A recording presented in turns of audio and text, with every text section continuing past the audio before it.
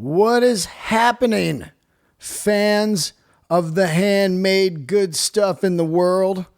Welcome to episode number 3 of the GRAIL. The GRAIL. I was like, maybe I should try some kind of different intro so it's different than Let There Be Talk. And then I was like, God, that's fucking stupid. Hey, it's me over here at my other show, The GRAIL, where you hear about all things cool shit, handmade. Episode 3. Yes, here we are. We have made it to the 3rd week. And each week I go, God, was this a good idea to take on more fucking work? But well worth it.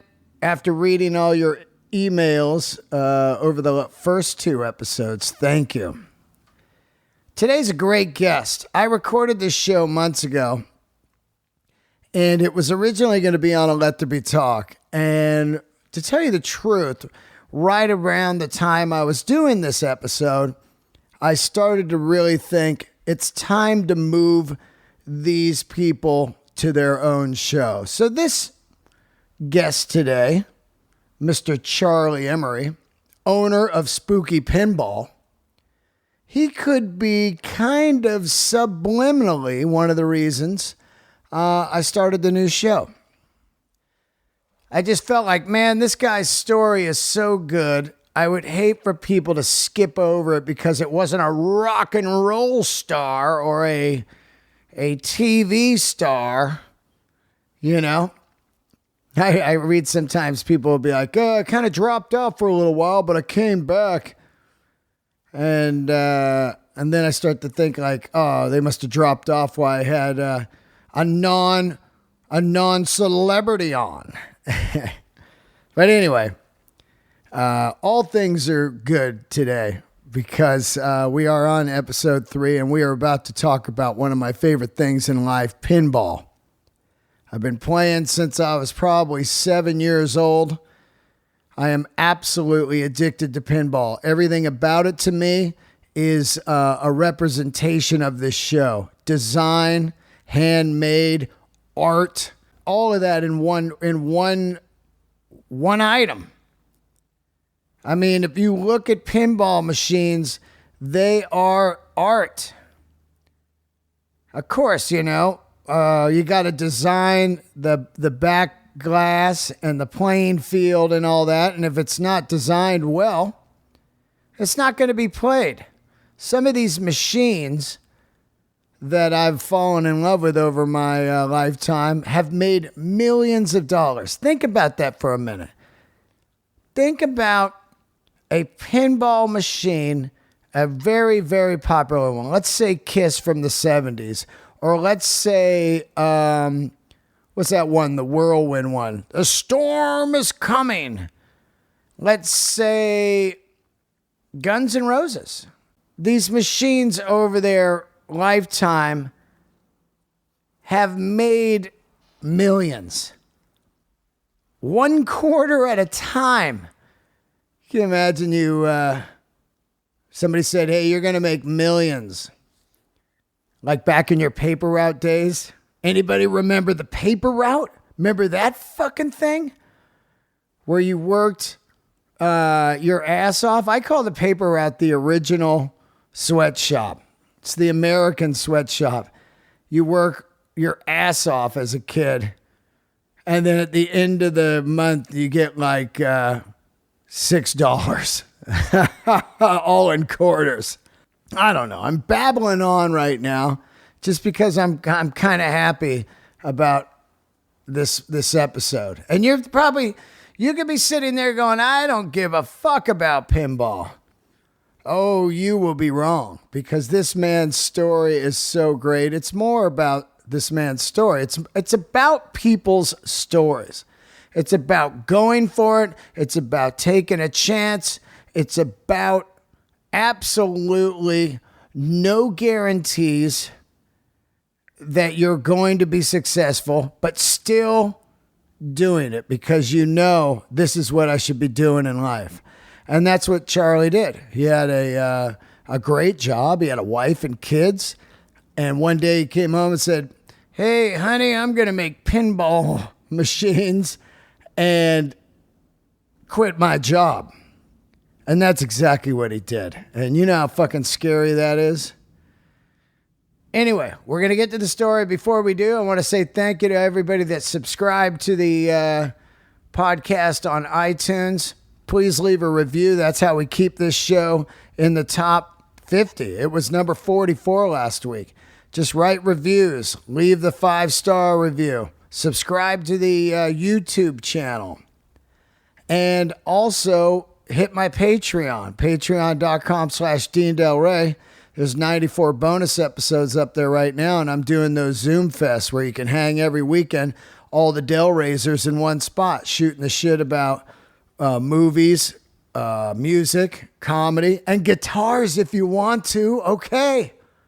Fucking do it. Anyway, I love you guys. Let's get into it right now. And after you're done, I believe on YouTube or Charlie's website, Spooky Pinball, you can watch the Spooky Pinball documentary, which I highly recommend. So let's get into it. Thank you. Have a fantastic Thanksgiving tomorrow. Wear a mask. Don't be stupid. None of that dry turkey is worth COVID. We all know that. And a lot of you can use the COVID excuse finally to get out from seeing your relatives. Finally, you have the proper excuse. Sorry, Uncle Billy, I don't want to get COVID. / I don't like your turkey. Candles are lit. Here he is, the great Charlie Emery. All right, here we are, another episode of Let There Be Talk. Fantastic guest. Introduce yourself, my man. I am Charlie Emery, owner of Spooky Pinball LLC. Spooky Pinball. Yeah. Now, of course, I absolutely love pinball. I've had a lot of pinball people on over my 600 episodes or whatever. Mm-hmm. And you were suggested, and then I looked at your website. You make incredible pinball machines. Thank you. Yeah. First of all, it looks like you got a pretty cool place there in the background. Is that a loft? No, this is our house. I'm actually sitting at my kitchen table right now. What you see behind is, when we call it Spooky Pinball, it's all in on the spooky side. So yeah, I mean, there's some monster posters. There's a life-size Lugosi over my shoulder. Wow. There's nothing in here that's going to make Kirk Hammett jealous, but it's neat to us. Yeah, boy, Kirk Hammett has got the market cornered on scary memorabilia. That is for sure, right? To say the least. He's got some huge Metallica fan, but Kirk in particular, we're both kind of part of the Monster Kid generation. He's just got more money to get those one-of-a-kind Frankenstein one-sheets and Dracula and Nosferatu, everything he's got. Yeah, I love the guy. I'd love to meet him and just talk horror movie posters one day. Yeah. What, when you look back, of course, some of my favorites is The Exorcist and The Omen. I think The Exorcist is the scariest movie ever made because, you got monsters and stuff. And when you're a kid, you're like, oh yeah, monsters are scary. But when you have something that is, what would you call it? In your mind, you're raised with like maybe that could happen. Yeah. Oh, in the absolutely. Catholic world. Yeah, I was raised Catholic in the Midwest, and yeah, the first time I saw that movie, I wound up sleeping on the floor in my parents' bedroom for like 2 nights because I was freaked out. Yeah, I snuck in to see it. Me and this buddy of mine, Mark Garderman, we paid to see some other movie, and we snuck in to see it, and what a mistake that was. We were in like the 6th grade, and we were scared shitless. I walk home on this dirt road on a creek and everything, and I didn't go that way for weeks. I just stayed on the street, and I slept with the light on. Like it's so weird. You sleep with the light on. Yeah.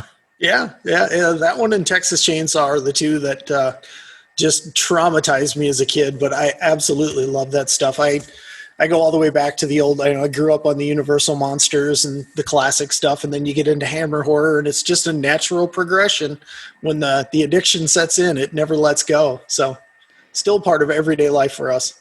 Yeah, and then it kind of stayed in its own world for a long time until Hellraiser came out and Pinhead, and then that was a completely a next generation of horror. That was like, wow, this is some next level shit here.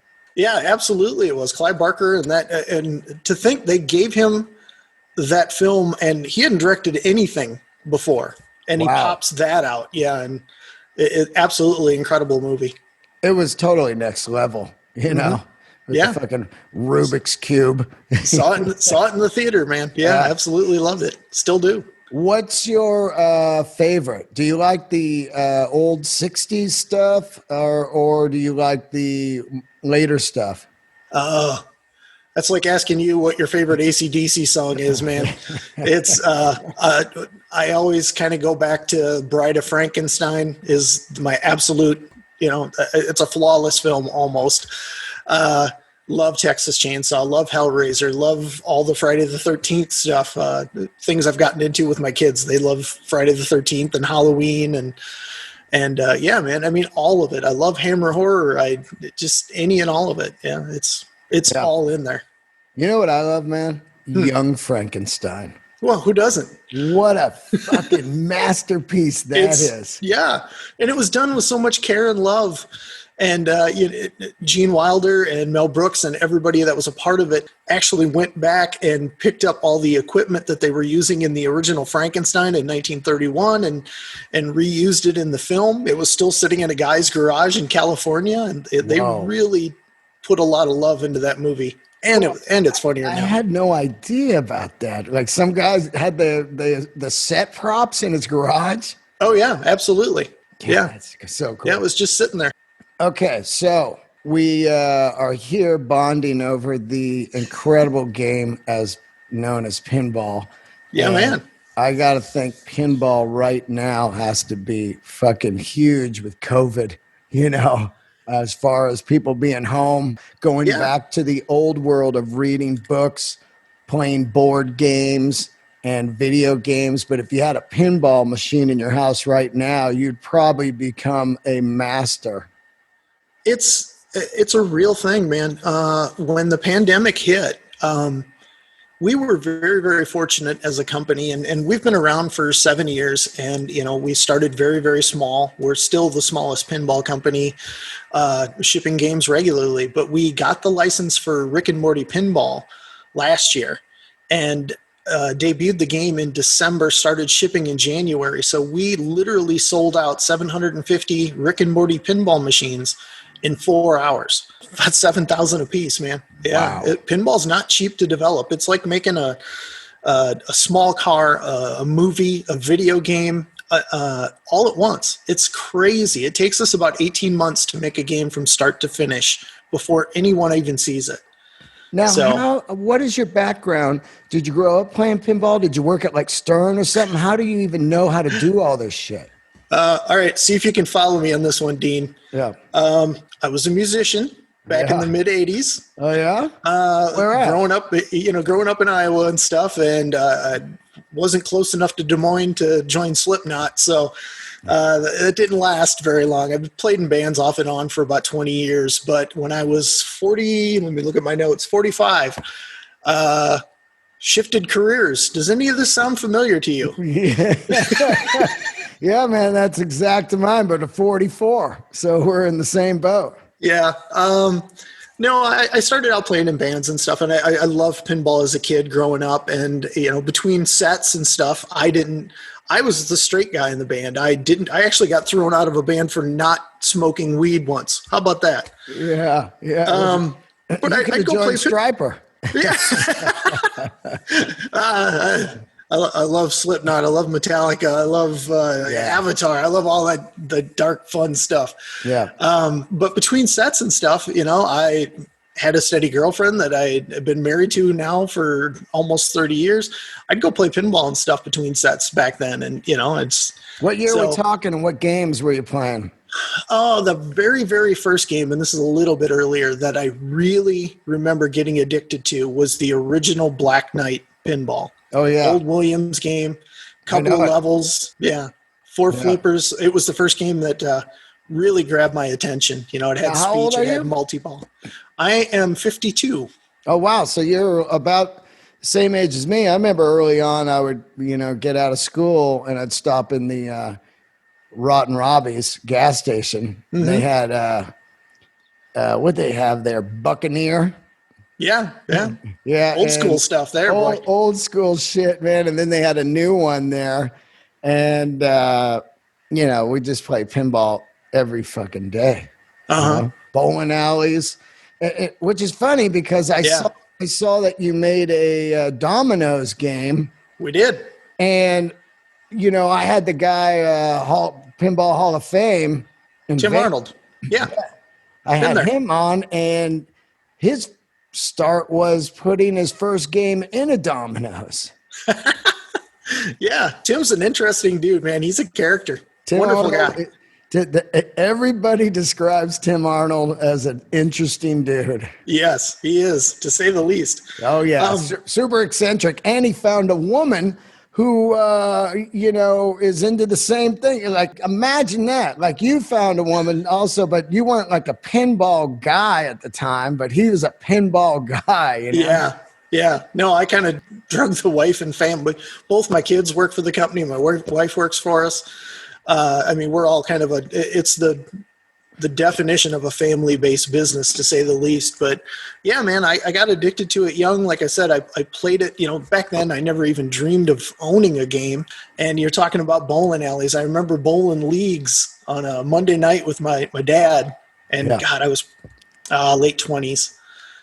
And they wheeled in a Creature from the Black Lagoon pinball machine. And I thought it was the most beautiful thing I'd ever seen. And I thought to myself, man, I'm going to own one of those one day. And then you find out how much they cost. And it's like, well, that's never going to happen. But, Yeah. the addiction builds. You start small. You buy your first game. You learn how to fix it because they're going to break. It's pinball. It's crazy mechanical. And there was nobody back then. The internet was just getting warmed up with pinball. So you kind of had to learn on your own how to fix them. And that's where my real addiction began. Drug home a cheap game first, and you get that working, and you play it for a while, sell it, and then eventually you work your way up to a Creature from the Black Lagoon, and then 1 turns into 3, and 3 turns into 15, and then 15 turns into 30, and the house is full, and yeah, it's been a wild ride, man. Now, so you're playing music. I mean, what was your day job before you start working on pinball and building them? Were you obviously you're mechanically inclined? Were you? What were you doing? I was always one of those kids that was tearing everything apart, even when I probably shouldn't have been. But honestly, when I was a musician, I tried hard to do that full time. Like, that's what I wanted to do. And I gave it about 4 or 5 years and could never quite get on the same page. It's hard in the Midwest. I mean, where were you? We could have used a good singer, man. They're just nowhere to be had. And singers and drummers, man. Everybody wants to play guitar. Yeah. I was a drummer. I wanted to be a guitar player, but I sucked. So I wound up on drums because that's where I was best suited. But yeah, man, I tried hard to do that for about 4 or 5 years. And again, you're in the middle of Iowa. You're not going anywhere unless you're willing to move to LA or something. And I had friends that did it, but they crashed and burned. And it was like, I just can't take that risk. And so I did every odd job possible until I started working for a screen printing company in 1992, and I stayed there for 21 years. Wow. But I worked my way from just menial jobs, just doing anything and everything, into the art department. Once I got into the art department, it was, and I get it, man. You jumped into comedy because you don't really want that day job. You want to cut your own path and do your own thing.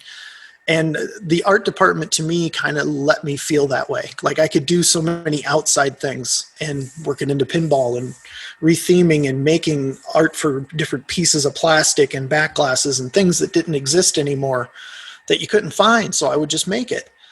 We wound up getting a contract that I was lucky enough. My boss was a really cool dude, still is. We still work together today. Wow. Drug ourselves into doing contract work for another pinball company, Jersey Jack Pinball, who's done, Wizard of Oz and Willy Wonka and Hobbit and a bunch of other cool games here as of late. Like a boutique still get along. company? They're way bigger than we are. They're pushing to get to that Stern level. Wow. They've got some great designers. They've got some veterans of the industry over there. They got some young guys. So they're really a good company. Still friends with a lot of people over there. But I got my day job kind of working for them, which was great. I get to go to work and work on pinball. So I was thrilled. And at the same time, we were kind of doing some custom games on the side for ourselves that were fun, just pet projects. But we were putting so much time and energy into doing our own thing that it kind of got to a point where it was like, if we're going to do this, let's really do this. So yeah, after 21 years, I always took 2 weeks off at Christmas time to hang out with the wife and kids. And I had some hard thinking to do over that 2 week stretch that year. And I went in on the first of the year right after New Year's and told my boss that I was going to leave. And it was scary, man. I still had, my kids were in junior high. Wow. I'm very, very fortunate that my wife is an incredibly understanding woman and supported me every step of the way. And jumped into it with $35,000 and ran out of money in about 6 minutes. Wow. Yeah, man. I mean, it costs tens of thousands to develop a pinball machine on your own if you're doing everything yourself. Wow. And hundreds of thousands to, you can blow $1 million trying to develop a game if it's a license, and you've got to go all through that process. And, yeah, man, it took us about a year to get one game done. One game. Wow. And when we took it to every show we could, house parties. It was like being in a rock band again, man. You're starting from nothing and just trying to get anybody to pay attention to what you're doing. And when we finally got the game to the point where we felt it was ready for sale, put it up for sale, in the first 2 weeks, we sold one. Whoa. And I thought, yeah, man, what we're game done. was it? It was called America's Most Haunted. It was an original theme because we couldn't afford to pay, we couldn't hire AC/DC or somebody to slap their name on our product. Nobody knew who we were. We didn't have the money to do it anyway. Yeah. So we did an original theme. We wrote the script, made up the story, and you get it as a pinball guy, but for those that don't, every pinball machine is telling you a story. It's basically a movie. It's a video game. You're going to go from point A to point B, and there's going to be a beginning, a middle, and an end. And, you can beat a game. It's telling you everything you need to do as long as you're listening, watching, and paying attention to where the lights are telling you to go. But it's telling you a story. And this was basically a mock ghost hunting team. They were trying to capture all the different ghosts that were in different locations. One was a Civil War ghost that I did the voice of because we couldn't hire anybody. Yeah, let's hear that voice. Let's hear what you do. Yeah, I was a Southern general. It was bad. My wife actually played what we affectionately called a soiled dove. She was the ghost whore that worked in the old saloon back in the 1800s, and our accountant did the voice of a psychic ghost hunter.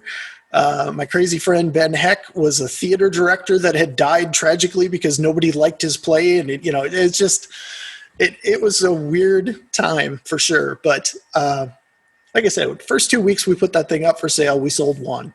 How much was the first one? How much was the first one? Yeah, $5,000 or $7,000. Yeah, $59.95. Yeah, and that was in 2014. We started February 1st, 2013. About 2014, we had the game for sale. Wow. And I knew if I didn't quit my job, I was never going to get it done. Because if you do it out of your garage, forget it. You're going to do it nights, weekends, and it's going to take you forever. So that's why I kind of bit the bullet and just jumped in and did it. But, the first one, in the first 2 weeks, I thought we were done. We kept pushing. We would go to pinball shows here and there, and there's shows all over the country, or there will be when the pandemic wraps up. Yeah, they're everywhere. Is it like an electronic show or a pinball show? It's a pinball show, flat out. It is pinball is not this massive world, but the people that are into it are hardcore. They're like the metalheads. They're like the old car guys. They spend every moment thinking about this stuff and doing this stuff and modding their games, changing things. Just, it's crazy how much time and effort people put into it. And I'm definitely one of those guys. I do it too. Oh yeah, I mean, But most people that I know own pinball. They own like 30. oh yeah, yeah. That's like, hey, dude, you got 30 games in your house. They're like, yeah, I got to get a couple more and I'll be good.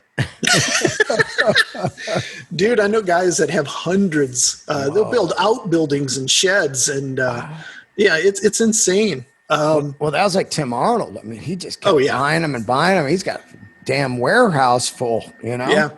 Yeah, man. It's an addiction, I'm telling you, once you're into it. And it's not like a video game. You can't pop the cartridge out and slap in another one and now you got a different game. Yeah. You got to buy a different game, period. That's big old fucking thing, too. Yeah, they weigh 300 pounds a piece. They're hard to move. You know, they're just extremely complicated. There's no reason you should be putting this much time and energy to smack a ball around. But here we are. Let's talk about, I understand building the game. It's a standard box and a playing field in the back screen and stuff.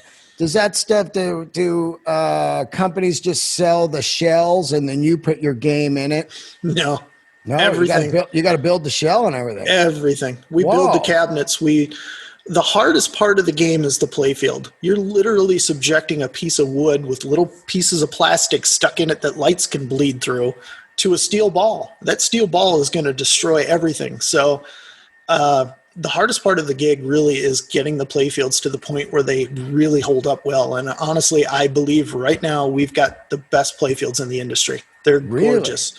Yeah, man, they hold up great. They're looking great. And it hasn't always been the case. Every one of us, Stern, all the companies that are doing this have struggled with that over the years. And right now, I mean, we put more time and energy and money into that than you can possibly imagine. But yeah, we build everything, man. We have 2 CNCs in our shop. We have a powder coat booth for all the metal parts that get custom colors. We have huge 5-foot by 10-foot flatbed printers, roll printers for the cabinet decals. Damn. We can print on glass. We can print on wood. We have thermal forming, so we can make all the plastic ramps and stuff that are in there. We make our own molds. We're definitely the most self-contained pinball company on earth. But we kind of have to be, because at our size, we're not trying to be Stern. We don't want to sell 10,000 games a year. We're in a town in Wisconsin of 900 people. Whoa. And how many employees? Right now we have about 30 people employed. Wow. Yeah. Long way from just me by myself. 30 people, man. It's insane, dude. Like, I go in there every day and I'm still shocked. I look around and it's like, it's also a lot of stress and pressure because everybody's counting on you now to feed their family. And, we try to take care of our people the best we can. Everybody that works there is full time. And, we really try to take care of it. We treat it like a family. So now you sell one, then you start bringing them to the shows. And then obviously you sell another one. How quick does it start to pick up? It's honestly about 6 months after we started selling the first game, we were still struggling. We had sold maybe 30 or 40 and it had caught on a little bit. And we went to a show in Chicago called Pinball Expo. That's in October. And Ben and I, a guy that had worked on, he actually developed the game. I was the one building it. We decided we're going to put a hard number on these to try to get people to encourage to buy it, which people still do today. So we said 150 units, that's it, we're going to stop. Right. And we're going to go to the next game, which I was working on the design for that. At the same time, we were trying to build these, which is insanity, but there you are. So we went to the Texas Pinball Festival in March. So this is from October 30, 40, 50 games. Texas Pinball Festival in March.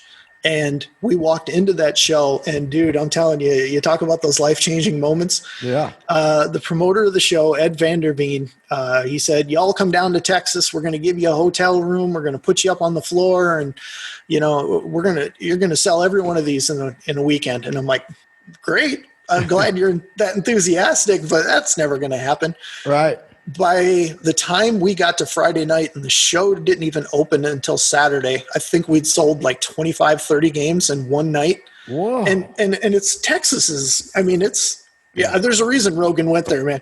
These people are coming up and they're slapping money down, like cash money. And we're what are you doing? You know, do you put a deposit like a check or a credit card? You know, we're this little company from Wisconsin. You don't know I'll take that and give it two. One. I gotta have one. It's gonna be rare. Yeah, and it's gonna be worth money. Dude, by the time we got to mid-afternoon on Saturday, the first day of the show, the game was basically wiped out, just gone, all 100. Wow. So I came back. We had 2 workers.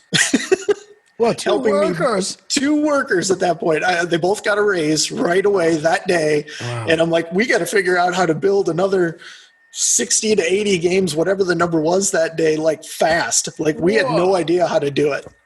And, what did you do? We were in our county has a very cool thing called a business incubator. So you get to rent space in there. You get access to freight docks and forklifts and all the stuff that you can't afford to buy when you're starting out. We immediately took over another room in the incubator. So now we got 2, and we designated one as like, okay, you're going to assemble play fields here, and we're going to build the cabinets over here, and we'll put them together, and, you know, marry the 2 and go through them all together and do all that kind of craziness. And we just slowly started building faster. And instead of being an idiot and taking the first dollar we'd ever made and, you know, we're going to go buy nice car or some crap.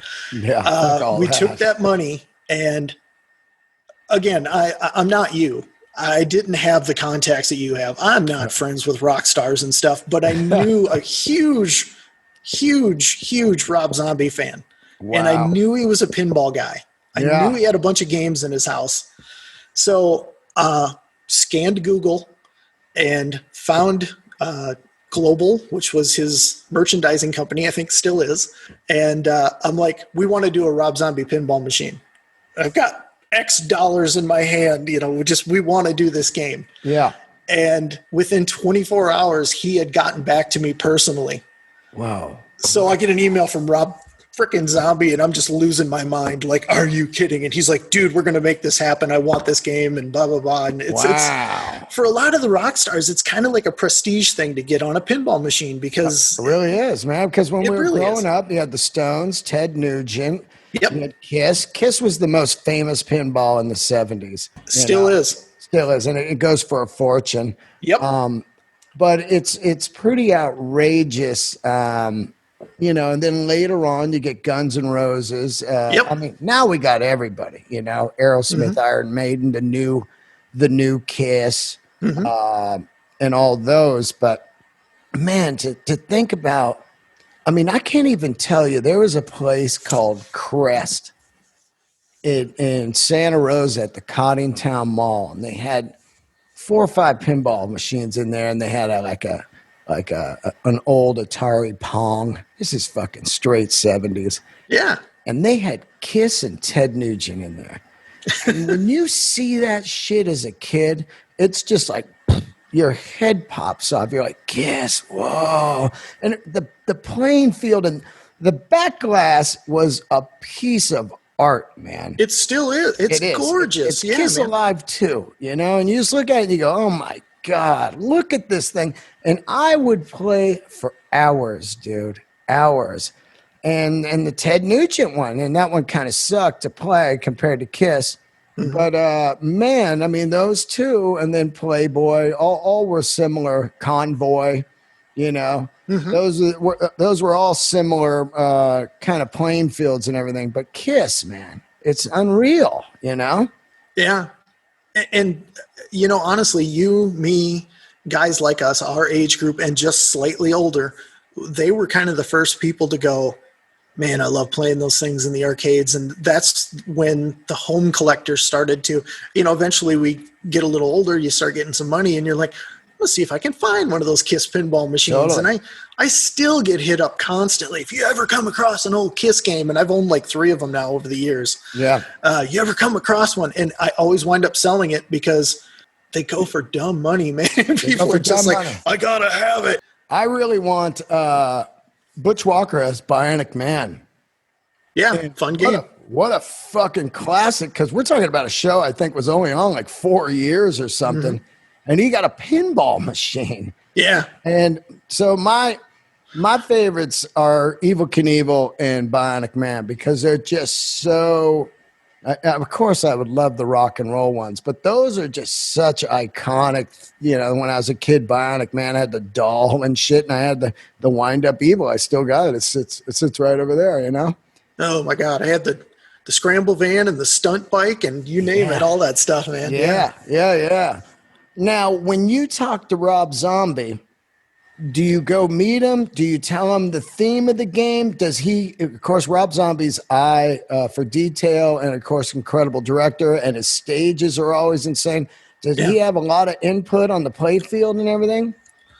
It was really kind of cool. And we'll get into some of the other guys later, but Rob's, if you've met him, he's a very interesting guy. He's so laid back, but at the same time, he's so businesslike and so direct, and he knows what he wants because he is an artist. He gets it, man. He totally has this vision, and you're just there to help him finish it. So what we did was I had already laid out the playfield, and we were going to make it another original theme. And it was like, no, we need a license to kind of help get the company going. And as soon as we brought him in, the first couple of times we talked to him was just basically email and then a phone call. And I was just, holy shit, Rob Zombie, excuse me. I don't curse a lot. Holy shit, yeah. Rob Zombie just freaking called me, man. I'm losing my mind. We wound up taking the Whitewood, which is what you call the sample game, the game you're working on before you get to the art stage and all that. And, you know, It plays, it flips, it shoots. We took it to a concert he was putting on in Chicago. He was doing the haunted house thing. It was near Halloween. So, yeah, that was kind of the first holy crap, what have we done moment, because we're backstage with Rob Zombie and his wife's there and Sherry, and got to meet John Five and Piggy and everybody in the band. And it's like, this is unreal, man. And we start going over it, and he's like, oh, I like, the way it plays is great. And what can we do for art and toys? And so we came up with we put the Phantom Creeps robot that Rob has had on stage off and on forever. Yeah. That got worked in, and we put it on a pop bumper and put a motor in it. So as you'd hit things, it would turn and follow the ball. And we put in a Dead City radio because that was his current album at the time. So that was a toy. And all this kind of kept piling up. And it was funny because when it came down to the logo of the game and the title of the game, we had this goofy premise when we started. Hey, Rob, here's the script, man. You're going to start as a roadie and you're going to work your way up to tour manager. And he's like, no, that's lame. I want a badass metal game with cursing and nudity. And I'm like, yeah, you're the boss, man. Wow. So that's what we did. And I love he's on, nah, that's lame. Yeah. Oh yeah. He flat out, he wasn't afraid to tell us anything. Wow. And, but we were trying to name the game, and he's finally like, all right, we're just going to call it Rob Zombie Spook Show International, which is kind of something that he uses to brand a lot of stuff. But I must have made 40 different versions of the logo to put on the game, and everything I sent him, he rejected. And this is the only time this has ever happened to me.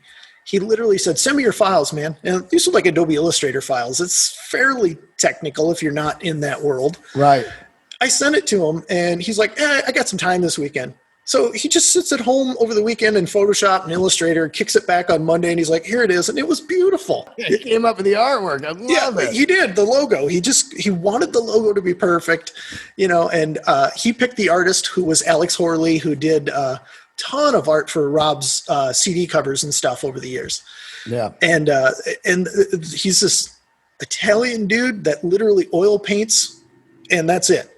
So he has somebody scan the oil painting, and we sent him physical templates, which you never do anymore. Everybody does Illustrator or Photoshop, that kind of stuff, if you're in that art world.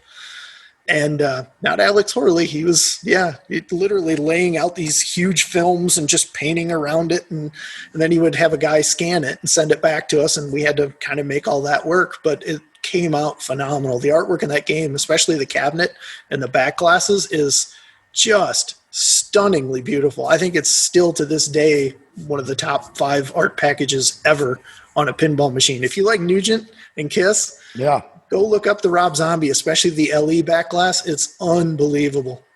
So you, when you put the Rob Zombie one on sale, does it just sell out right away? So we did 150 of the first game, America's Most Haunted. Right. It took us almost 2 years to sell all 150. We put Rob Zombie out, and we literally got flooded the first day with so many phone calls and emails because we said we're going to go 300. Why did we pick 300?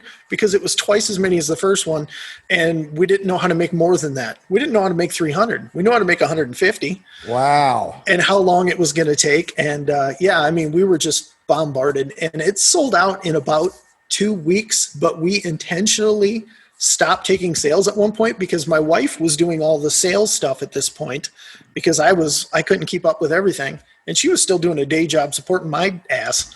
Wow. So, she was working at the local bank and keeping the health insurance and everything going to keep the family chugging while I'm trying to pull this off. And so she was doing all the sales and stuff, and she was literally like at 5 o'clock, I just got to stop taking calls, and we're using our personal numbers and everything. And so it was crazy. Yeah. We could have sold it out faster, but 2 weeks was good enough. We scattered it out, made sure everybody got one that was really into Rob Zombie. And then are those made over a year period? Does it take to make 300, 6 months, 2 years? How long to make 300 games? We figured at that point, about 300 a year was and we had to hire a bunch of people and kind of keep picking it up. You'd hire 2 more people, put one on playfields, one on cabinets, and just keep expanding kind of naturally and not overreaching, being careful so you didn't sink the ship, so to speak. Right. It's so easy to spend, we're just going to ramp it up huge right now, and we're going to compete with these bigger companies. And you do that, and it's the kiss of death, man. So we have you don't have the deep pockets for that. No, never did. Never did. We grew every bit of it ourselves and a little at a time. And what was really cool, too, is we were just about to release the game, and we were getting art proofs back, and Rob's like, we need to put the House of 1,000 Corpses characters and stuff in there. And Rejects was out at that point, too. And I'm like, I didn't think we could use that. That's kind of owned by Universal yet, isn't it? And he's like, yeah, but I own the characters. And if you're just animating the characters, that's me. Wow. So we're like, holy crap. Okay, so we can use like Sid Haig and Sherry. And he's like, yeah, I'm sure Sherry would do it. So he got Sherry to do some speech. He gave us Sid Haig's manager's number. We got a hold of them. And like the next weekend, we're in a hotel because Sid did tons of conventions. We're in a hotel recording all the Captain Spaulding dialogue that we could write. I mean, it was 30 pages of stuff. So he added to it. So not only did you get Rob and all his music and everything, you got his whole world, the films and everything else. And it was so cool. And we got to be really good friends with Sid Haig. We wound up taking Rob Zombie even after it sold out. We had nothing to sell. We would take it to conventions and set it up in Sid Haig's booth and just help the guy because he was so cool. He was so good to us. Wow. He did the speech on that game knowing we had, I guess he's no longer with us. We gave him like $5,000, man. And he should have been way higher than that. And he knew it. And he's like, let me see if I can help you guys. And he was just such a good human being. And that's rad. It was, yeah. The sound systems in these games are next level now. They got subs in them and shit. If you get a high level, like say Metallica, they have different sound systems in them and stuff. They're unreal. I mean, when you're playing these things, it's like do-do-do-do-do-do, welcome to the jungle, just cranking. You know? Were you experimenting with different sound systems, or is there kind of an industry standard of like these are the ones that go in pinball machines? Because that's a different an audio world of pinball audio, you know? I'm not a braggy guy, but the audio systems in most pinball machines are running circles around what they used to be. Don't get me wrong. But yeah, when we did the Rob Zombie game, we really threw a lot into the audio system. We were using big beefy amps. We put a 10-inch subwoofer in the bottom of the cabinet. We were using 5.5-inch 3-ways, which is about the biggest you can fit in the head panel. So we could really crank it up. And it worked. We even put like sub chambers in another game later on because we really care about the audio level and just using better quality speakers, thicker stuff, you know, that was bigger magnets, everything that was going to make it sound as thumpy as possible. We wanted it, you know, especially in a music game. You got to have it. Now, what are we running for lighting in there? Is it new school LED or what's in these things now? We've never used anything that wasn't an LED, which is a change from like what it was in the 90s and early 2000s. Right now, everything we do, and we're one of maybe 2 or 3 companies that runs nothing but RGB LEDs. So we can literally make every lamp in the game. Like in Rick and Morty, I think there's 150 different lamps in the game, and every one of them can be a million different colors. I mean, and they're individually addressable. And yeah, that's something that not a lot of the pinball companies are doing, except for on the real high end stuff. But for us, it just looks so much better, dude. You can do crazy. And also no shows. Heat, man. No heat. Yeah. You know? Yeah. A lot of people are converting the older games to LEDs, and they should, because it keeps the inserts from warping. You know, those inserts are little thin pieces of plastic, and those hot lamps, and they're over the time, they sag. And, I've seen some games in old bowling alleys where they're burnt. Yep, 100%. They're just burnt from the bowl, man. And that was just part of it for me. The patina and shit. You're like, there's some booze and cigarettes and and aggressive pounding on these goddamn games. You know? I've got games in the house going back to the 70s, and we joke about it all the time, man. You get those games from the 70s and 80s, and you Febreze them and you clean them up and you do all this stuff when you bring them home. As soon as you get those things turned on, and they've been on for a little while, they do generate some heat still. You know, the transformers and everything in there generate heat. All you can smell is booze and cigarettes, because people spill beer in them and smoke, and it's all there. Yeah, I bought a Marantz receiver from a guy, and I didn't even notice. I just grabbed it and threw it in the car. And halfway home, I was like, oh, fuck. This thing just smelled like 600 years of cigarettes, you know? And I left it in the garage for a few months, and I was like, nope, I got to sell this, you know? So you do the Rob Zombie game, and how many have you done? 7? To date, 7 games, 5 of which were ours and 2 were contract manufacturing. You mentioned Domino's earlier. After Rob Zombie, Domino's hired us flat out to build a guaranteed 100 games for them, and they used it as a charity promotion inside their company. Wow. So what did they auctioned them off or something? No, they actually had us come out to Las Vegas for their corporate rally. The Domino's worldwide rally thing is like infamous, I guess, in the industry for if you're in the pizza biz.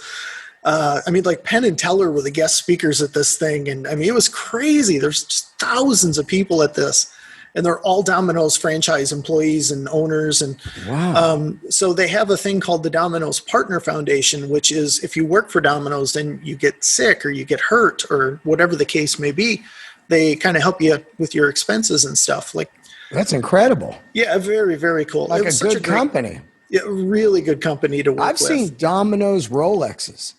They give a Rolex to like a franchise that made some kind of a massive amount, and they're fucking a Rolex Datejust, and it's the Domino's logo on them, man. I mean, these guys are unbelievable. So they've had you make the pinball for like franchises that were killing it? Well, what we did was they had us design a game for the Domino's Partners Foundation. So we made one. We took it out to Las Vegas, and all these people at the Worldwide Rally come up, take a look at it, and they basically just say, yeah, I want to order one. So they had guaranteed us 100 sales for, like their biggest chains, like you're saying, the biggest owners and stuff. But we wound up selling, I think, 136 in one weekend out there, just to Domino's franchisees. And it was really, really cool. I mean, it was neat. We got to bring the Noid back because the Noid hadn't been around since the 80s, and we needed somebody to battle against in the pinball machine. Again, you're telling a story. Yeah. And it was funny too, because like they were putting in Pizza Wars, and you would be bashing a Pizza Hut with the ball, and you'd be blowing up a Papa John's Camaro and stuff in the game. So I mean, it was in the game. It's in the game, man. It was really fun to work on. And you didn't have to get any okay on that? They did. They did. Their legal department handled all of it, man. Can you imagine? Hey, Papa John's, we're making a pinball game where we basically kick your ass. Well, they never really put the words Papa John's in there, but this gold Camaro would pull up and damn well whose it was. And Wow, it was hilarious. I think back to Domino's when you and I first heard about Domino's, and their thing was, we'll have the pizza there in 30 minutes or less, or it's free. Yep. This was unreal, this thing, because, I would get free pizzas quite a few times, and they would be mad. They showed me, go, at 41 minutes, man, and they go, I got to call the boss, and they'd use your home phone. This ain't no, cell phone. They'd come in. Yeah, 41 minutes. And I think it was kind of like a wrath on the driver, and he'd be like, here you go. And he'd just leave, dude. Oh, 30. They got rid of that after a couple of years, but that was their big intro to get people to order pizza. You'd be sitting on the couch hungover watching a football game on a Sunday, and you'd be like, oh, man, just call Domino's because it'll be here in minutes. And it would be there in minutes. Yeah, it had to be. Yeah. No. I don't think they do that anymore, though. No, hell no. They got rid of that. One thing is they got popular. So they just, there was just too many orders being made. But, it's that's a company that blows my mind how big they are, man. And look, here they are. You were made pinball machines for them, Awesome. Yeah, they took it to a board meeting, and they had to figure out if they could bring the Noid back and all that kind of stuff, and then they wound up using them in commercials, and that was all because of the goofy pinball machine that we got to do for them, and it was really fun. It was cool, and it was quite an honor to be picked by them to do something that crazy. Now, when you do 100, and it's Domino's, do you say, well, they're 10,000 a piece then, because that's half, and you got to do all this work for, Yeah, it wasn't quite as bad because they took care of the art and the speech. They covered all that stuff for us. They did give us a development fee to kind of help us get the game going. But at that time, man, 100 game sales was guaranteed, was a big deal for us. And it was 6 months worth of work. That's great. To make sure that, I kept my guys fed and kept the line going while we developed our next in-house game and stuff. So it was a huge advantage, and it's weird because I know you're hard rock metal guy. Like, you go to Blabbermouth and you see the stuff there, and you're like, "What the hell are people think?" Pinball's a lot like that, man. We've got news groups and stuff, and they just constantly question and look at everything you're doing. And people are like, "Why the hell would they make a pinball machine about a pizza company?" And I'm like, "Here's why." Yeah, they hired us, and we want to stay open, you idiots. Yeah, we want to keep working, and make more games for you guys that you'll appreciate. And so it was a fun time. Hold on a second, I got to read a quick ad here, Charlie. All right, great sponsor. How are you liking this episode so far? A lot of pinball talk, a lot of fun stuff. But hey, let's talk guitars right now. Let's talk handmade, custom-made guitars from my man himself, Banker Guitars. Go to bankerguitar.com and order your dream machine. Matt and his wife, Sarah, are ready to take your order and ready to build you your dream guitar, your Carina V, your Carina Explorer, whatever woods you want, whatever shape you want, whatever pickups you want, whatever knob configuration you want. They can do it. Carina is his specialty. He has Brazilian rosewood. He has old ancient Carina. He has skills. BankerGuitar.com is here to make your boutique super guitar. You know all the people that play them. My man Marcus King rocks it. Holy shit, you're not going to be as good as him, that's for sure. But you'll have a guitar like him. I'm fucking with him, man. Maybe you're better than Marcus and they just haven't discovered you yet. But get the Tone Machine.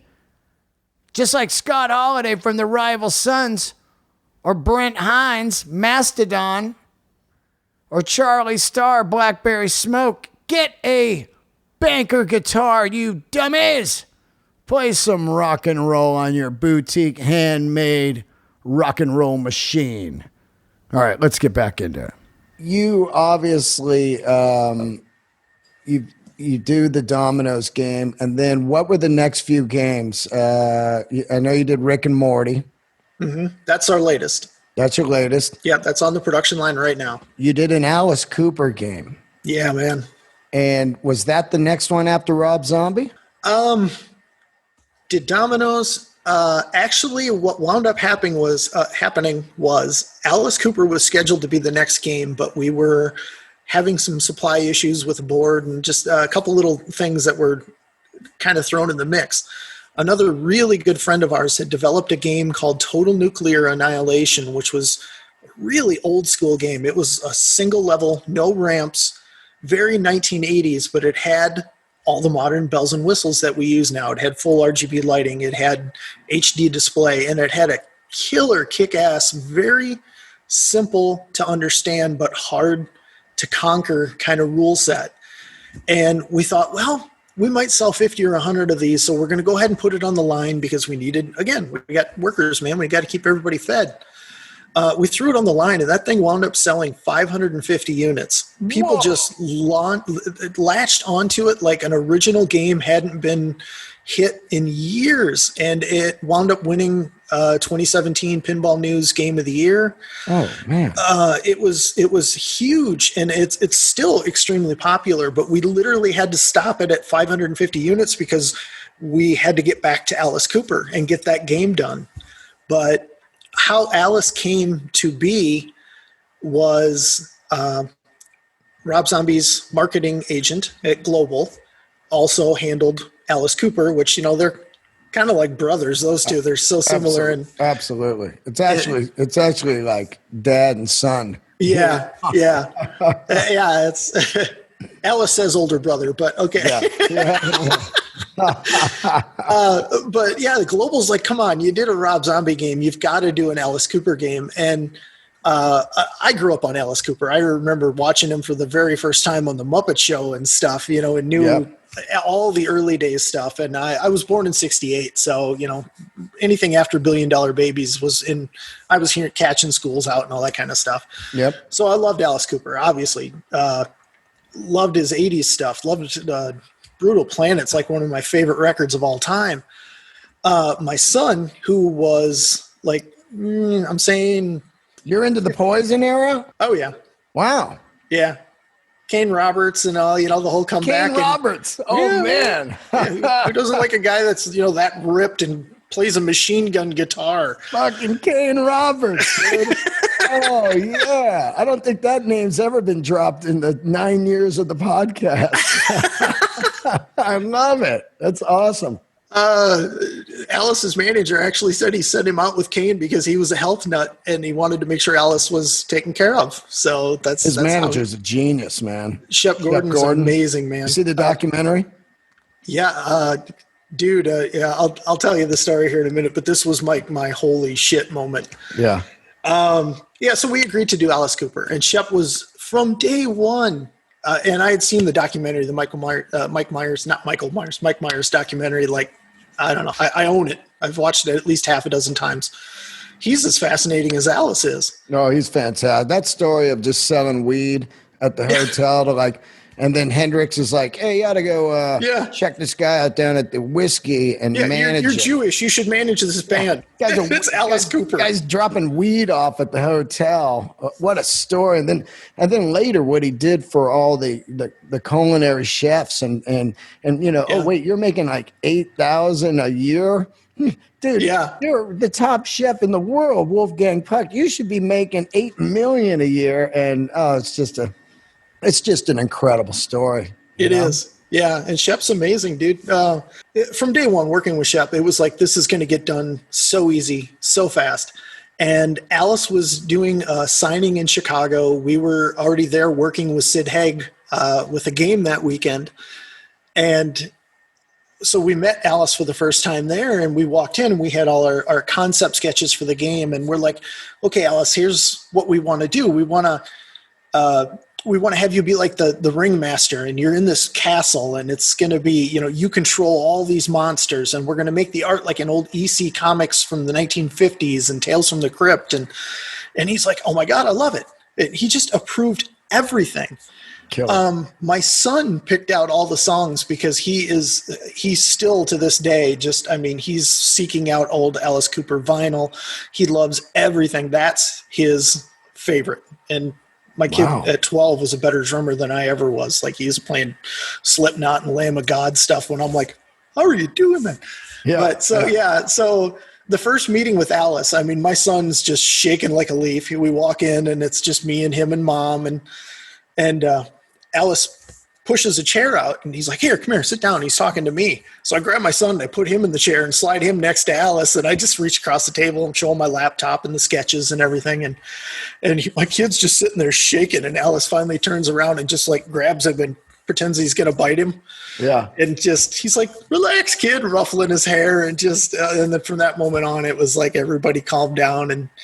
But Alice is one of the nicest human beings you could ever possibly meet. Oh, absolutely.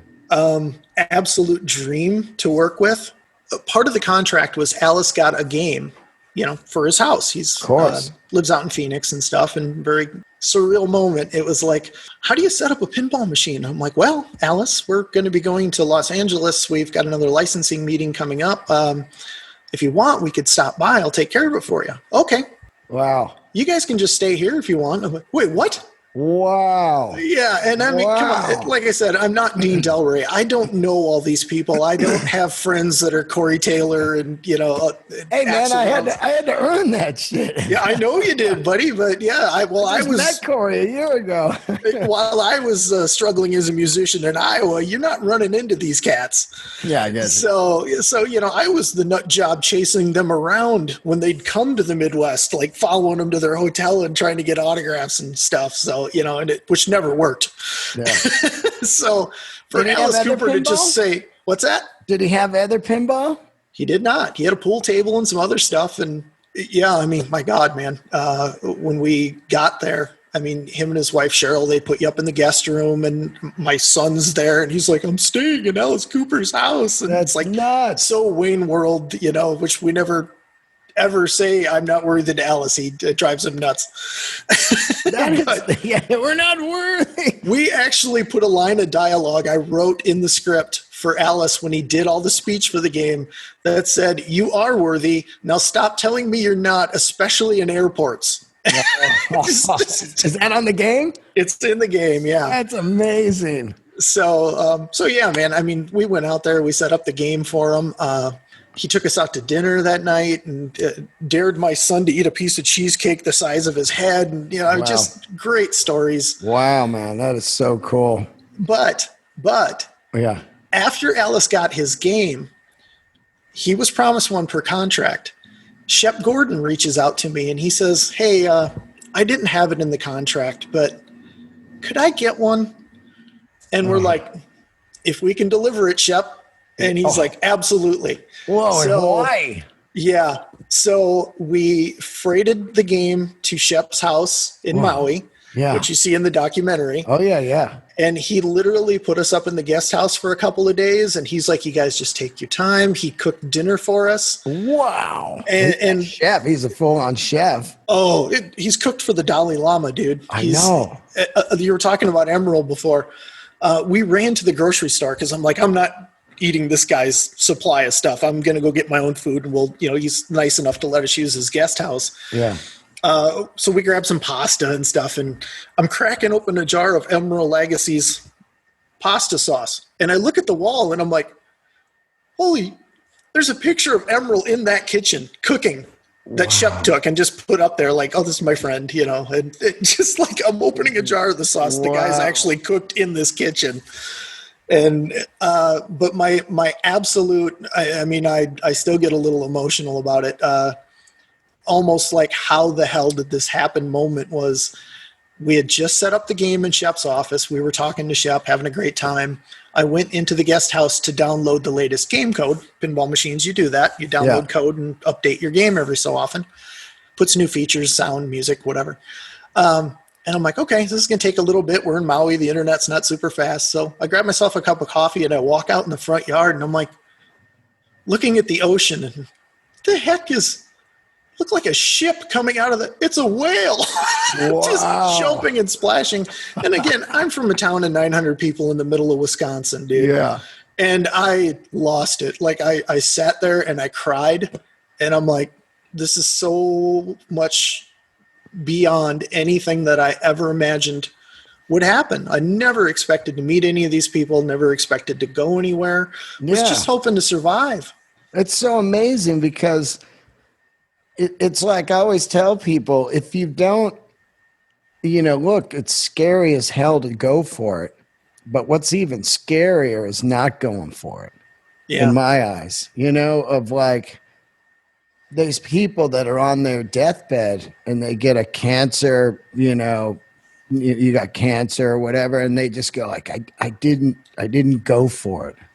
Yeah. And that's a brutal thing, because it's scary.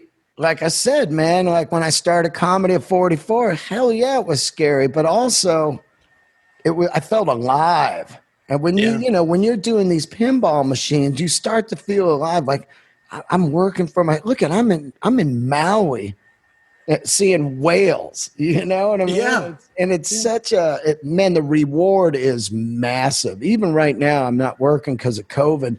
And if I never got to work again, I would be like, well, those 10 years were insane, man. Yeah.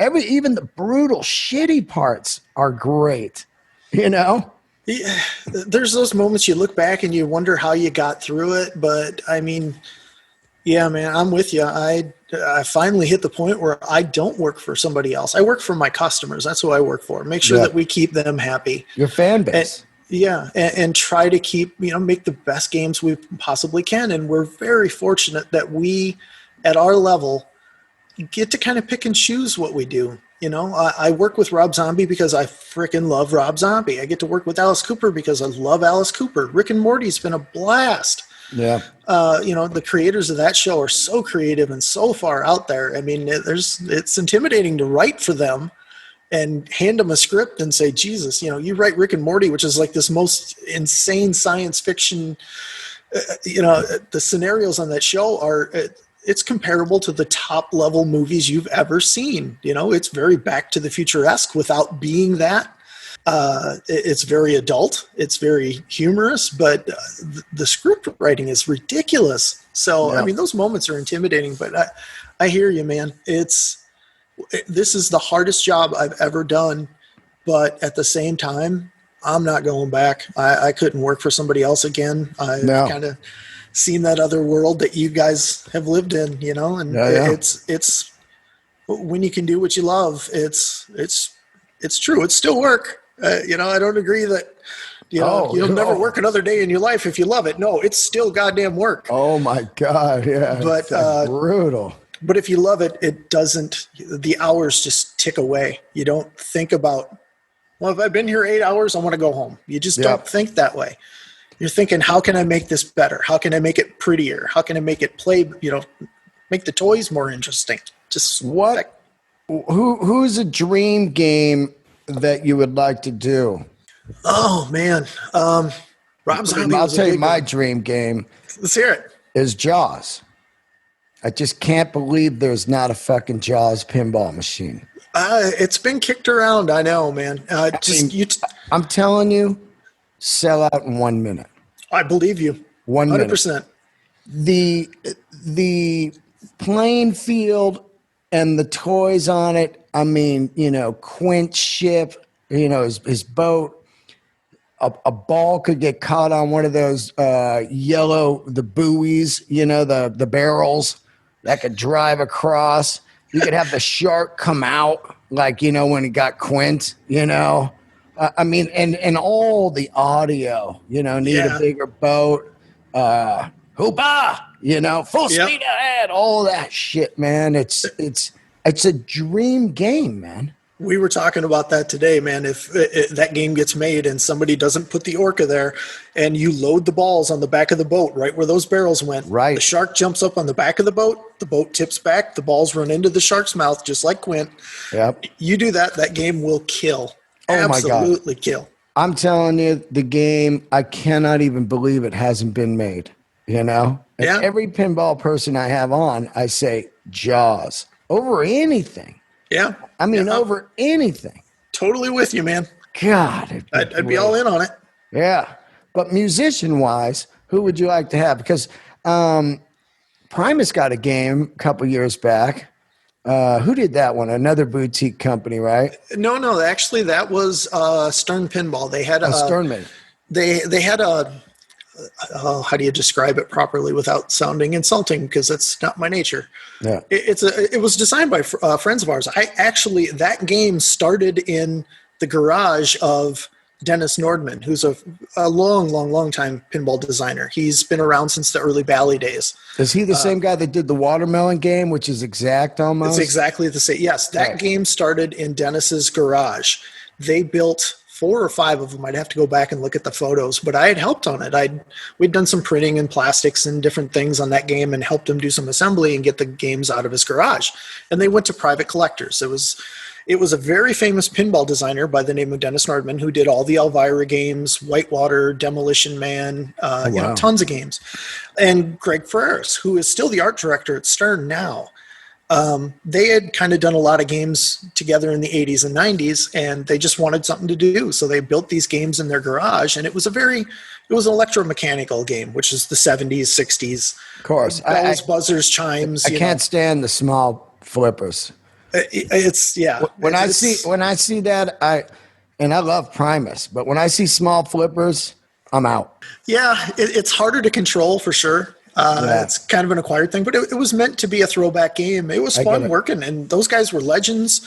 I got to do that before I was actually in the pinball business. So it was great to kind of work with your heroes. We look at those guys like, you do rock stars. Oh, absolutely. And I mean, people that make classic pinball are legends that nobody even knows about. Yeah. And that's the bottom line. I mean, some of these games made millions of dollars. Oh, to say and then millions. Yeah. I mean, so many fucking quarters put in Evel Knievel. So many quarters put into The Storm is Coming, the Whirlwind one. Mm-hmm. I mean, all these, if you think about the proper pinball with the proper back glass and the playing field, it's coin after coin after coin. There was a time in the early 80s and then in the early 90s to mid 90s. Those guys were, and the guys that you're talking about are Pat Lawler, who works at Jersey Jack Pinball, Steve Ritchie, who is still at Stern Pinball. These guys are still around. Wow. They were selling, like Adam's family sold 22,000 units. Nobody is ever going to touch that again. I mean, those numbers in 1991, 92, when that game came out, are ridiculous.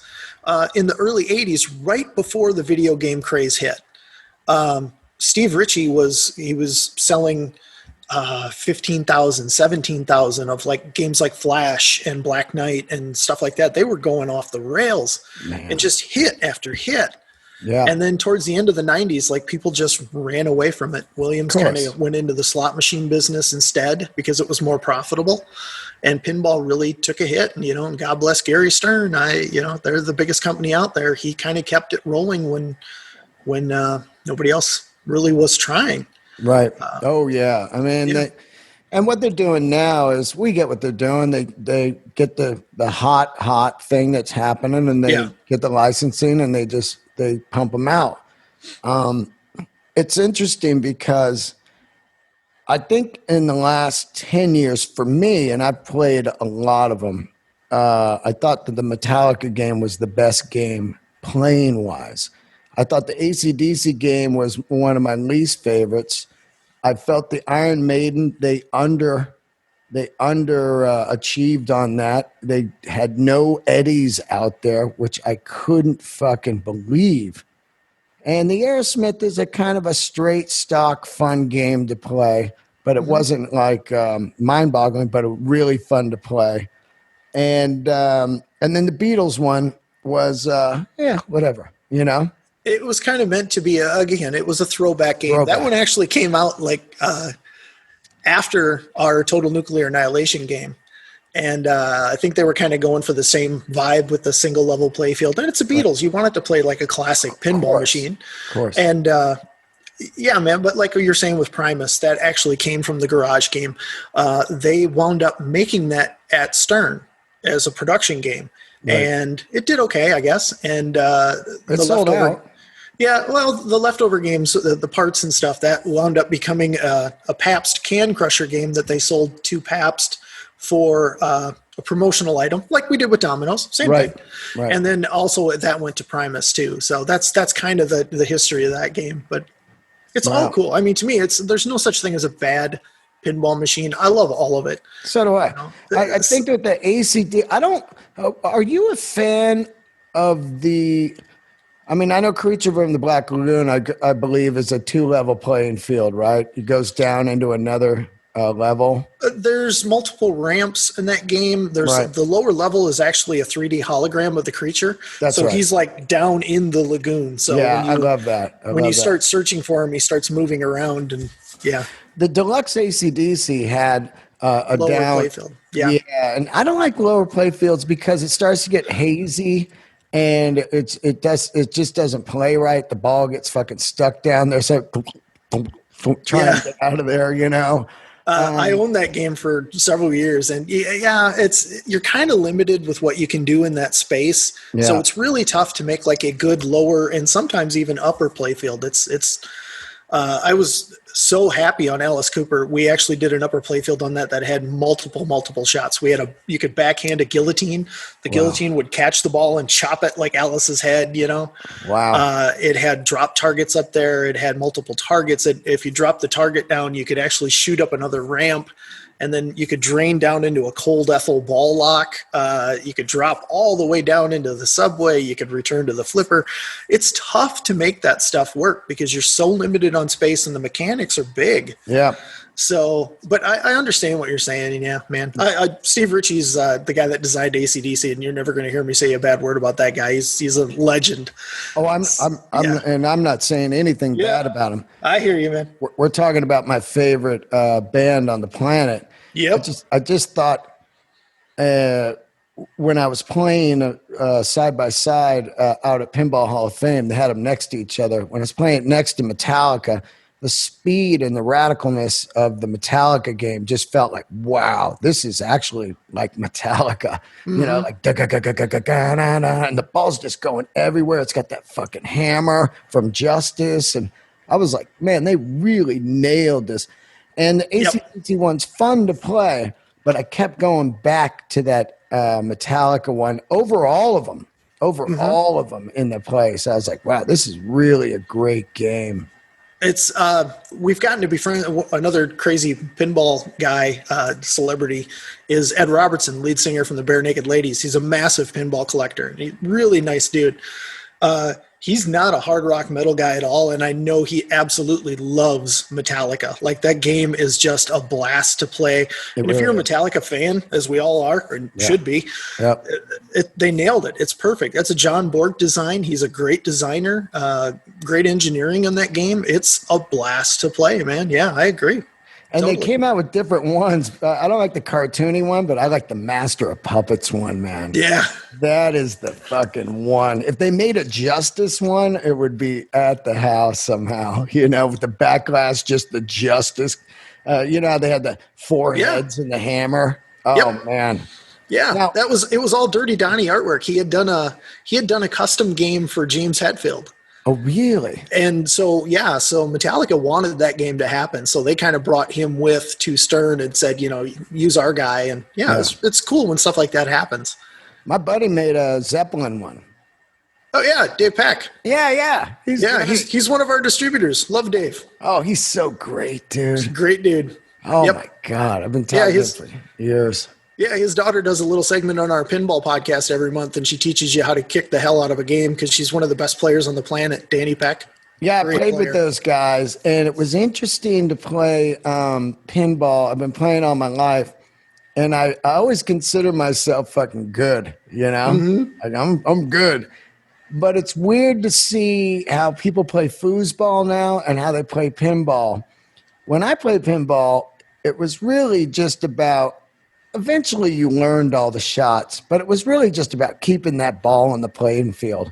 Yep. With those guys, they were showing me, dude, just these weird little shots, like where they just kick the ball so it goes immediately to the flipper instead of all the way up to the top for these skill shots and shit. The way they can pass the ball, I can do it pretty good, but the way they can pass from flipper to flipper was next level, man. And if you watch some video of these people playing pinball or foosball now, it's like, oh man, you are in another world now. Some of these foosball people, they can flip the ball up on the guy's head, do a back kick and shit. Dude, Yeah, I'm not doing that. Watch it on YouTube. It's like, wow, these guys are crazy, man. But so dream pinball. I think I've done. I don't know. If you talk about bands and stuff, I would love to do a Slipknot game. I don't know if there's an audience for that or not. It's maybe there is for guys like you and me. Yeah, there's so much imagery and cool stuff to work with there. I think that would be great. I still would probably do a Manson pinball. I love Marilyn Manson. They're all kind of in that same Robin Ellis family, and it's what I love. But most of the big music artists, AC/DC, Metallica, Guns N' Roses, it's all been done. So that is a thing in pinball. Like you're starting to see Star Wars being done 4 times, and Avengers just came out with a second title, and Jurassic Park has been done I think 3 times now. So it's tough to get that level of license. But I mean, if you're talking, can I be selfish and make anything I want just for me, regardless of if it will sell? I'm going to go back and do a classic Universal Monsters game. I would love to do something with like Dracula's castle on the playfield and or Frankenstein with building the monster and having the bride and all that kind of stuff. The Monster Bash is out there, which is a great game. It's my favorite pinball machine of all time. I say it every time somebody asks, which is a Universal Monsters, but they're like in a rock band and it's very comical. I would like to do a dark, serious Universal Monsters game. What about an Exorcist game, man? That would be nuts. But you imagine it? Your mother sucks cocks in hell. I'm not putting that in the game. Rick and Morty is adult enough. You got the fucking vomit coming out and shit. But how do you clean that off the playfield? God. I think a Van Halen, like a classic Van Halen would be rad. Like a Fair Warning game. Yeah. Anything Van Halen would be great. Anything Ozzy would be great. I would love to do. Madman would be unreal. Killer. I would love to do a Motorhead game. Yeah, we've actually been approached. You got to be careful. I don't want to throw a lot of the names out there, but we've been approached by multiple bands that aren't AC/DC, Metallica, that level of big, tend to come to us because they feel like, well, you did a game for Rob, you did get a game for an Alice. Right. Maybe you'll work with us. Yeah. But I would love to do a Ghost game. I love Ghost. How about Slayer? Slayer would be unreal. It's been discussed. I'll say that one. Wow. Slayer game would be unreal. Just Seasons in the Abyss, playing field. Oh my God, dude. Yeah. Crazy. I love all that stuff too. I mean, that's the stuff, man. Yeah. Well, I got to thank you for doing the show. Sure, man. Really, really cool what you're doing. And it was just so great to talk to you because a lot of pinball people are really nerdy, I fit that. Yeah. Oh yeah. But I'm saying, you can go all over the board, which is great. Music and you're building these things, which is I just love that. And they're built in America and you got 30 employees and you're doing it, man. And I can't thank you enough for doing the show. What's the new game coming out? Do you got a new game? We do. We're actually working on the next 2, and I cannot tell you. That's all extreme. That's always the number one question we get is, what are you working on next? It's got to be a secret, right? Because you don't want big people time. Dude, everything's under an NDA, especially with studios and everything involved. So I guess that tells you it's licensed games again. But not saying we'll never do another original game, but licenses definitely, it gives you something to identify with on the first day. And Oh, you got to do that. You know, I Yeah, just man. love that kind of stuff. You go into the arcade. You remember that before we go, you remember that craze for around, I would say 78, where they were the wide game? Yeah, Remember that? It was like the trucking one. yeah. It was like, there was like 3 or 4 and they were like crazy wide. That was Yeah. nuts, that shit. Space Invaders. There was a whole pile of them back then. Paragon. I believe Paragon was a wide body. That's what it's called. It's a wide body game. Yeah, They that's- actually brought that back in the mid '90s, and they did Indiana Jones, Star Trek: The Next Generation. Those games were all wide body games. And even today, Jersey Jack, Wizard of Oz is a wide body game. Wow. The new Pirates of the Caribbean, done by another friend of ours over at JJP, Eric, another young designer. The dude's, it's not even, he was like 30 years old and he got to design a game, and it's just incredible to see this new young talent come along. But Are you yeah, really good at pinball? am I good at pinball? Yeah. I bet I can beat you. I cannot beat Danny Peck or Dave Peck. Yeah. You can be a really good player, and Yeah. then you go up against those guys, and they will make you look like you've never touched a game in your life. That's just a different level. It was great. We played in, I think it was Vegas. We were in Vegas and we just went out and played, and it was great, man. All right. Well, Yeah. thank you, man. And let's get this goddamn Jaws game made. I'd love to do it for you. I'm telling you, man. What would it take? Do you have to you get a hold of Universal and see if That's you it. get the licensing? And I've told this before, but it's getting tougher and tougher with the licensing, because the more thing becomes non-physical, the more I get it. Yeah, it's you're paying for the music now. I got to pay John Williams now. I got to pay Robert Shaw's estate. I got to pay Richard Dreyfuss. I got to pay Roy Scheider's estate. You know, and Yeah. don't forget Universal. They're going to want a big chunk, and so yeah, it gets harder and harder with the licensing, because they're trying to get more money from other areas, because the DVD sales and everything just aren't what they used to be, obviously. Yep. So Yeah. same with bands and stuff. I feel so bad for musicians right now, especially. I mean, Yeah, man. you're not selling records and you can't tour. What the hell? It's brutal. It's brutal. is. I'm here on my couch. Thank God for this podcast and the listeners, you know? Yeah, Without that, I'd be done. I'd be done. I hear you. We're the same way, man. We don't have people supporting us by buying games, and this is over tomorrow. So Yep. Well, I thank love you, everyone. man. And thank you so much for doing the show. And I hope to see you in person one day. yeah, man, And, love to meet you. Candles lit, brother. We'll sit and talk about your Dave Manichetti interview some night for like 5 hours, because that was freaking amazing. Oh, man. How great was that? It's Best- still one of Best the interview with tops. him ever done, period. I know, man. I think Yep. it was just so great, man. It was so great. Such an unsung hero. Oh, man. It's one of the greatest bands of the 80s, you know? Yep, flat out, straight up, hard, good rock and roll, and he still got it. Oh, God, so good. Kills. Earthshaker and Black Tiger are just, and Main Street are just unreal records, man. I'd had all those records in the 80s, and I'd kind of lost them on cassette over the years and stuff. Right after your interview, I went out and bought the Earthshake box set just to get it all back, and it was so good. Oh, so my good. God. So good. All right, buddy. Thank you so much, man. Yeah, man. Thank you. I'll see you, bro. Oh, you got an Instagram and stuff? Yeah, you can find us at, we're on Twitter. My son does all the Twitter stuff, Instagram. We're on Facebook, / Spooky Pinball. SpookyPinball.com. It's all out there. So just search for Spooky Pinball. There's not a lot of that combination of those two words on the internet. So Right. You'll find us. Very cool, man. Thank you so much for doing the show, Charlie. Yeah, thanks, Dean. I'll see you, brother. Yep.